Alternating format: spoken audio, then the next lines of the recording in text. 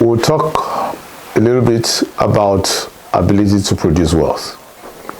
Ability, as many of us know, means native or acquired power enabling one to do things well.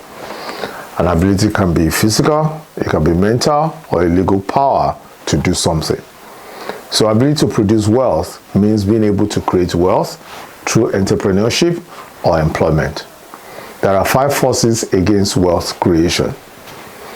But in order to deal with this, ability to produce wealth has 5 components, namely obedience, which means being able to follow directions and guidance. The second one, discipline, means being able to apply yourself to teachings, training, and instructions. Third one, suffering, talks about being able to experience hardship or lack and still thrive. The fourth one talks about right attitude to success, which is saying, attributing your achievements to God's help, not thinking that you did it yourself. The last but not the least is divine favor, which is recognizing God as the source of the ability.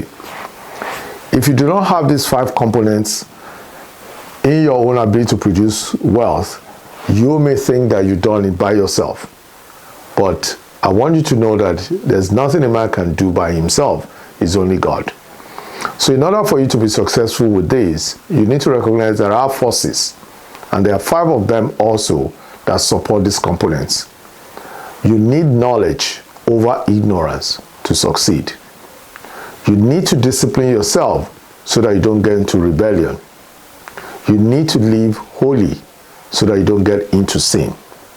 You need to sow good instead of sowing bad, that is retaliating in some situations. And lastly, you need divine provision over lack, because it's God that provides for you. You need to think about all these components and the forces and say which ones are operating in my life and which ones are not, and what do you want to do with that. We'll continue later on. 2 minutes, 24 seconds. Okay.